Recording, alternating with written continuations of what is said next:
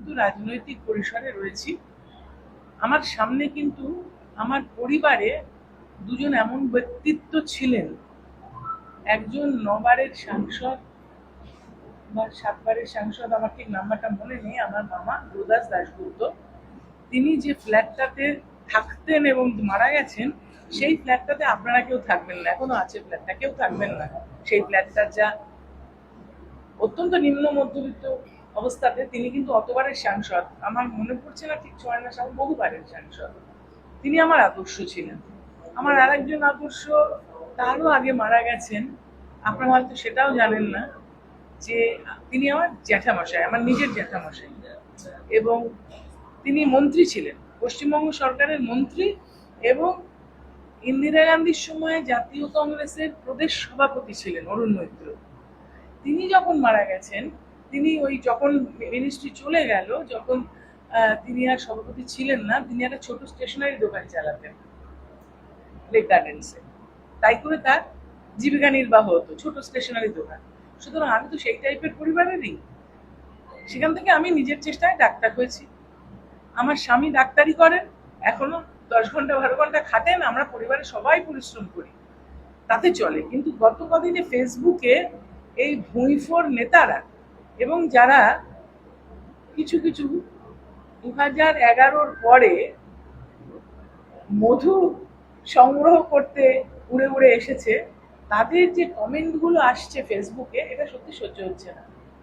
কেননা তারা জানেই না যে কার সম্বন্ধে বলছে, এবং তারা জানেই না যে বিগত কয়েক বছরে যে বৈভব, যে অস্বচ্ছতা, যে দুর্বৃত্তায়ন ঘটেছিল, তাতে আমার কোনো সহমত ছিল না, এবং সেটা নিয়ে আমার অনেক বাতানুবাদ হয়েছে বিভিন্ন স্তরে, এবং বিভিন্ন স্তরে যে ধরনের অনৈতিকতা ছিল সেগুলোর সঙ্গে আমার সংঘাত হয়েছে।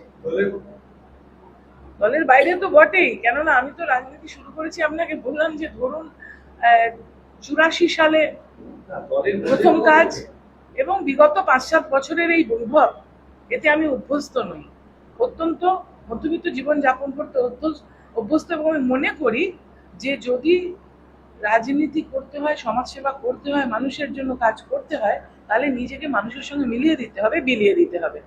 তাহলে মানুষের যে সমাজ ব্যবস্থার মধ্যে অবস্থান, সেই অবস্থানটাকেই আমরা বিশ্বাস করি, এটা পারিবারিকভাবে করি, এবং আমি মানসিকতার দিক দিয়েও সেই লোক। তাকে যদি ফেসবুকে ছোট ছোট কেউ এইভাবে আক্রমণ করে, এটা অনুচিত, অন্যায়। তারা 2011-য় ক্ষমতায় আসার পরে তৃণমূল কংগ্রেস, তারা দলে এসেছে, আমি তাদের চিনি, কিন্তু নিশ্চয়ই আমি জেলা খুব বেশি নয়, বিভিন্ন জায়গা থেকে কমেন্ট আসছে, আপনারা খুললেই বুঝতে পারবেন আমার ফেসবুক বা আমি এটা করতে পারি না, ফেসবুক আমি করতে পারি না, যারা করতে পারে তারা আমাকে দিচ্ছে, আমি দেখছি।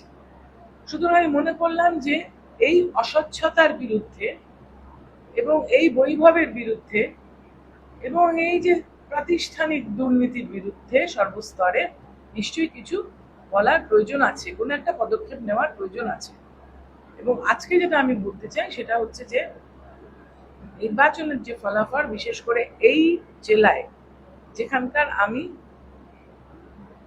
সাংগঠনিক সভাপতি, আমাকে কিন্তু তার দায়ভার নিয়ে নৈতিক অধিকার আমার আছে যে এটা স্বীকার করে নেওয়া যে নিশ্চয়ই আমারও কোনো ভুল ভ্রান্তি আছে দল পরিচালনায়, যার জন্য এই রেজাল্ট হয়েছে। তার জন্য আমি পদত্যাগপত্র পাঠিয়েছি আমাদের রাজ্য সভাপতি সুব্রত বক্সির কাছে। আমি সভাপতির পদ থেকে পদত্যাগ করেছি। এই কথাটা আপনাদেরকে জানানোর জন্য আমি আপনাদের সঙ্গে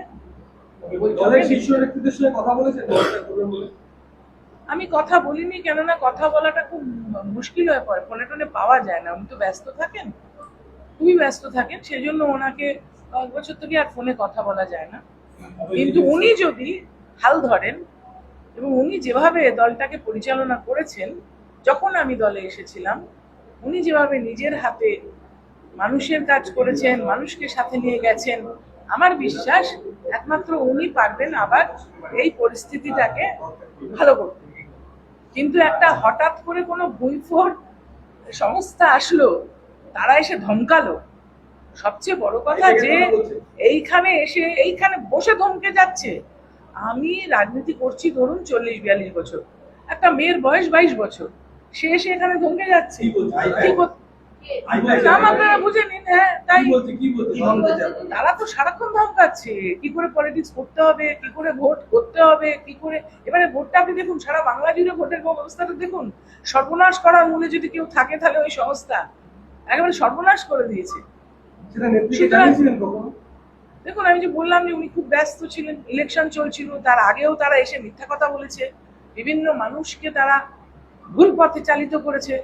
সুতরাং ধরুন একজন তো বললো আপনি যান ওইখানে গিয়ে নাচ করুন, তাহলে আপনি টিকিট পাবেন, ওইখানে গিয়ে গান করুন। আমি কথা বলছি, আপনি বুঝে নিন বাকিটা।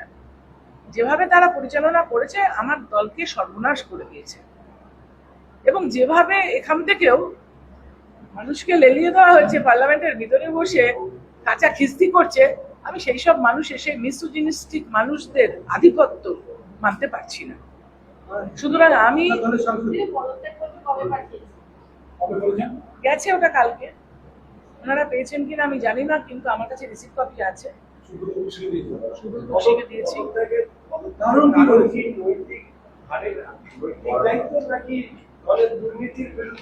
সবটাই আছে।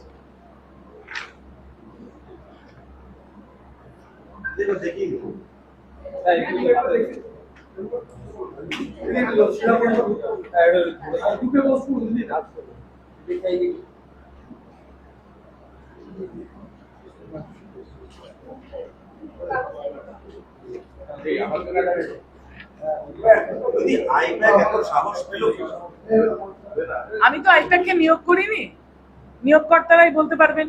কিন্তু ওইটুকুটুকু বাচ্চা ছেলেমেয়েরা কিভাবে আমাদেরকে কর্মীদেরকে হেনস্থা করেছে, কর্মীদেরকে গালমন্দ করেছে, এবং ওনাদের চালিত পথ নিশ্চয়ই সঠিক ছিল না, যার জন্য এই বিপর্যয় বলে আমার মনে হয়। সে কথাটাও আমার এখানে লেখা আছে।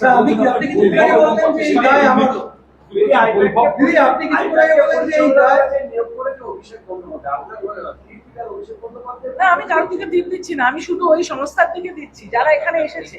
এই সামনে তো এসেছে ওরা, এসে ভুলভাল ধরুন লুডো, আমি শুনেছি যে এখানে লুডো বিতরণ করে ভোট হয়।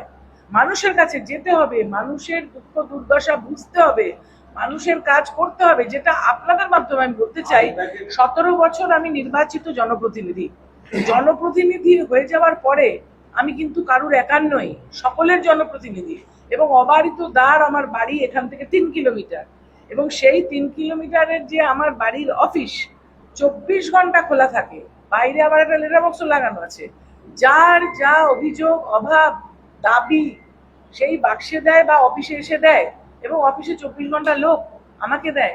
কারুর যদি কোনো রকমের অভিযোগ থাকতো আমি সঙ্গে সঙ্গে সেটা চেষ্টা করতাম সুরাহা করতে, পুলিশ দিয়ে হোক, কোনো অসুস্থ মানুষ থাকলে তাকে ভর্তি করে হোক, কোনো মানুষের হয়তো অর্থনৈতিক সহযোগিতা প্রয়োজন, সেটা বিভিন্ন প্রতিষ্ঠান থেকে দেওয়া হয়, বিভিন্ন অফিস থেকে পাওয়া যায় সরকারি, সেইখানে ডিরেক্ট করে। কারুর হয়তো পাড়ার রাস্তাটা খারাপ, সেইখানে কোনো পাড়ায় লাইট নেই, জল নেই, এমন কাজ করা হয়েছে জানেন ভারতবর্ষে। এই অফিসটার বাইরে যে চৌমাথা, মধুরাম চৌমাথায় ভারতবর্ষের একমাত্র ন্যাশনাল হাইওয়ের তলা দিয়ে চলার পথ, মানে যাতে মানুষ, বাচ্চারা যারা স্কুলে যায়, রোগীরা যারা হাসপাতালে আসে, তারা নিরাপদে রাস্তা পারাপার করতে পারে, কেননা এখান থেকে 12,000 গাড়ি চলে বর্ডার এরিয়া।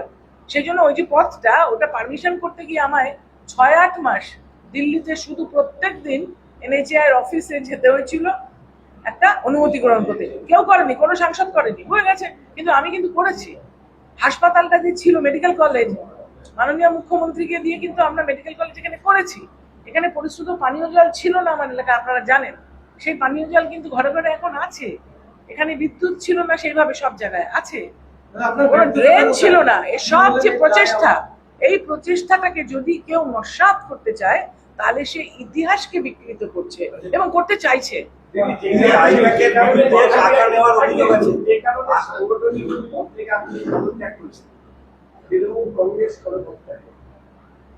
আমি এটা কিরকম প্রশ্ন হলো? আমি তো এখানে এখানকার দায়ভার নিলাম। হ্যাঁ, আমাকে তো কেউ অভিযোগ করেননি, সুতরাং এটা আমি বলতে পারবো না। কারণটা কি, এক্সাক্ট কারণটা কি, সভাপতির পক্ষে কারণটা কি?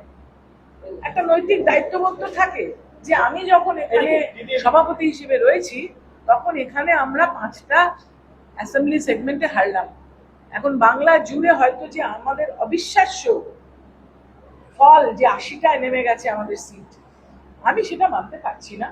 কিন্তু সেই জেলার দায়িত্ব যার যার আছে তিনি বুঝবেন। আমি এখানে যে 5টা, আমার এখানে 7টা এমএলএ ছিল, বিধায়ক 7টা সেগমেন্টে, সেই 7টার মধ্যে 5 জন হেরে গেছে। হারার কথা নয় কিন্তু, কেননা যে পরিমাণ উন্নয়ন হয়েছে, যে পরিমাণ পরিশ্রম আমি 7টা সাংসদ হিসেবে করেছি, তাতে করে কিন্তু মানুষের সেই সাড়াটা আমি পাবো বলে আশা করেছিলাম। কারণ কি হয় আমি বললাম যে একটা দুর্বৃত্তায়ন ঘটেছে সর্বস্তরে, এবং সেই দুর্বৃত্তায়ন মধ্যবিত্ত মানুষ নেয় না, এবং যে অসৎ আচরণ ঘটেছে সেটাও মানুষ নেয় না। একটা অহমিকা হয়ে গিয়েছিল, সেই অহমিকাটাও মানুষ নেয় না। কর্মীদের মধ্যে ছিল, নেতাদের মধ্যে ছিল। আমি তো কারোর নাম করে বলতে চাইছি না, আমি বলছি যে যে ধরনের একটা ভাব এসে গেছিল যে দল ক্ষমতায় আছে মানে আমি যা খুশি করতে পারি, কিন্তু গণতন্ত্রে যা খুশি করতে পারেন না। সংবিধান আছে, সংবিধান মেনে চলতে হবে, মানুষ সেটাই বুঝিয়ে দিয়েছে। কি বলতে চাইছে এখন আপনারা দেখতে পাচ্ছেন না, আপনাদের চ্যানেলেই তো দেখাচ্ছে যে এবেলা ওবেলা যে বিভিন্ন যে পৌরসভাগুলোতে যেভাবে অনৈতিকভাবে দুর্নীতি নিয়োগ হয়েছে, সেগুলো তো অদ্ভুতভাবে গত 3-4 বছরে আমরা কিছু জানতে পেরেছি। ভেতর ভেতরে কি হয়েছে তো কিছু জানতে পারিনি। ভেতর ভেতরে এরা যা করেছে সেটা তো আমরা কিছু উপর থেকে বুঝতে পারিনি, অন্তত আমি বুঝতে পারিনি। আপনার সংসদীয় এলাকায় একাধিক পুরসভা রয়েছে, 4টি পুরসভা রয়েছে। সেই ব্যাপারে এই যে বৈঠক এবং প্রাতিষ্ঠানিক দুর্নীতি তো আপনি রয়েছে, নিশ্চয়ই রয়েছে, করে দেখুন না, ঠিক আছে।